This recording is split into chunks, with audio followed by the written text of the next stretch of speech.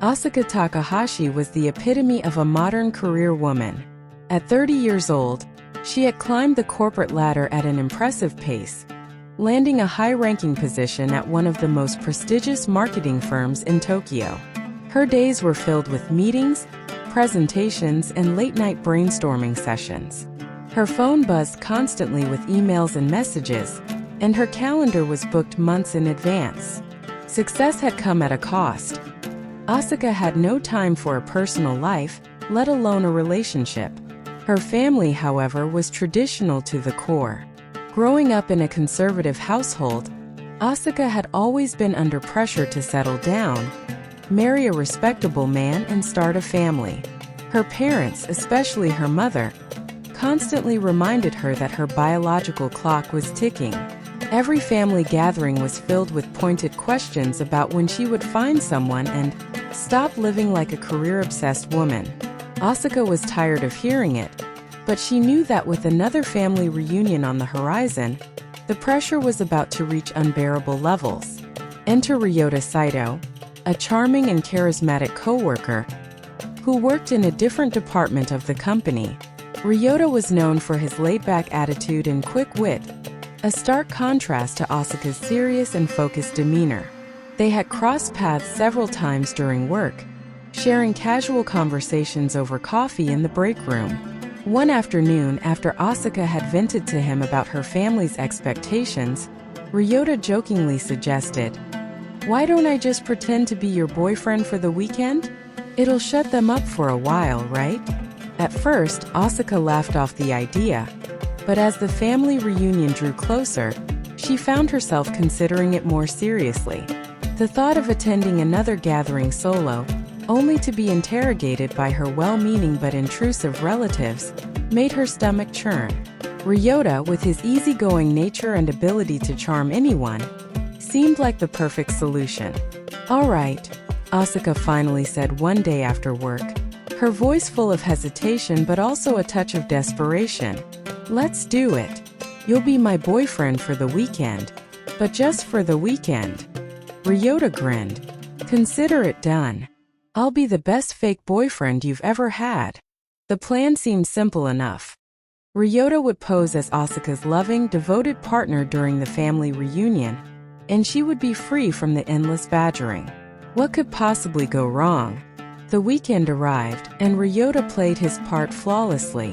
He charmed her parents with his polite manners and his knowledge of traditional customs, even impressing her father with his deep understanding of Japanese history.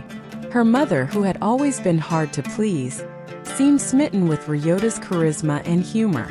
Asuka's relatives couldn't stop praising her for finally finding such a wonderful man.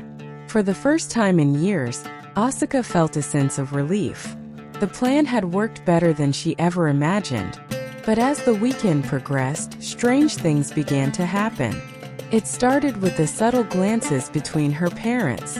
Asuka noticed that every time Ryota spoke, her mother and father exchanged looks, as if they knew something she didn't. Then, during dinner, her mother suddenly asked, "Ryota-kun, have you ever been to our hometown before? You seem so familiar." Ryota, unfazed, shook his head. "No, ma'am. This is my first time." Her mother smiled, but Asuka could see the tension behind her eyes. The rest of the meal passed uneventfully, but the unease lingered. Asuka brushed it off, convincing herself that it was just her overactive imagination. Later that night, after everyone had gone to bed, Asuka couldn't sleep. She found herself wandering through the house, lost in thought. As she passed her parents' room, she overheard them talking in hushed voices.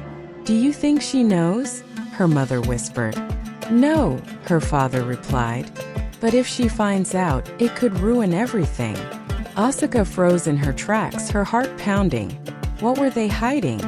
And what did Ryota have to do with it? The next day, things took an even darker turn. Asuka's grandmother, who had always been kind but a little eccentric, pulled her aside. With a cryptic smile, she said, "That boy Ryota, he looks so much like your uncle." Asuka blinked in confusion. "My uncle?" Her grandmother's smile faded.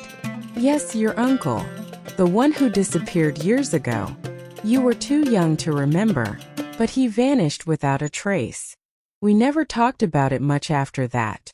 But now that I see Ryota, the resemblance is uncanny. A chill ran down Asuka's spine. She had a vague memory of her uncle, a figure from her childhood who had suddenly stopped appearing at family gatherings. Her parents never spoke of him, and as the years passed, she had almost forgotten his existence. But why would Ryota, a man she barely knew from work, look like him? Asuka couldn't shake the feeling that something was terribly wrong. She confronted Ryota later that evening, pulling him aside when no one else was around. Ryota, what's going on? My family is acting weird, and my grandmother said you look like my uncle. What aren't you telling me? Ryota's face paled, his usual confidence evaporating. Asuka, I don't know how to explain this. Explain what? She demanded, her voice rising. Ryota took a deep breath. I didn't tell you this before because I didn't think it mattered, but my family is originally from the same small town your parents are from. I didn't think it was a big deal, but your uncle and my father were friends when they were younger. Very close friends. Asuka's heart raced. Why didn't you tell me? I didn't think it was relevant. Ryota replied, his voice desperate. I didn't know it would matter until your grandmother said that. I had no idea your family had secrets like this. Asuka felt the ground shift beneath her. Her parents' strange behavior, the hidden conversations, and now this connection between Ryota's family and her own. It was too much to process. She decided she needed answers, and the only way to get them was to confront her parents. That night after dinner, Asuka gathered her parents in the living room. I know something's going on, she said, her voice steady but filled with determination. I heard you talking last night. What are you hiding from me? Her mother and father exchanged a glance, the same one she had seen all weekend. Her father sighed. Asuka, there's something we've kept from you for a long time. It's about your uncle. Asuka's heart pounded. What about him? Her mother's voice trembled as she spoke. He didn't just disappear. He was involved in something dangerous. There was an organization in our hometown, a criminal group. Your uncle got mixed up with them, and when he tried to leave, they made him disappear. Asuka stared at her parents in shock. Why didn't you ever tell me this? We wanted to protect you, her father said, his voice thick with emotion. We didn't want you to live in fear. Asuka turned to Ryota, who stood silently beside her, his face pale. And what does Ryota have to do with this? Her father hesitated. Ryota's father was part of the same group. The room went silent. Asuka felt as if the air had been sucked out of the room. Ryota, the man she had trusted to help her, was connected to the same people who had destroyed her family. She turned to him, her eyes wide with betrayal. Did you know? She whispered. Ryota shook his head, tears welling in his eyes. No, I swear. I didn't know. My father left that life behind before I was born. I had no idea about your uncle or any of this. But the damage was done. The lies, the secrets. It was all too much for Asuka to bear. The next morning, as the sun rose over the quiet suburban house, Asuka packed her bags and left. The fake relationship with Ryota had unraveled into something far darker than either of them could have imagined. What had started as a simple plan to appease her family had turned into a nightmare of betrayal, secrets, and a past that refused to stay buried. Asuka didn't know where she was going, but one thing was clear. She couldn't stay. Not with Ryota. Not with her family.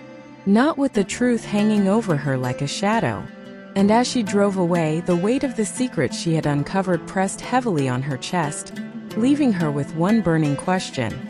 Could she ever truly escape her family's past?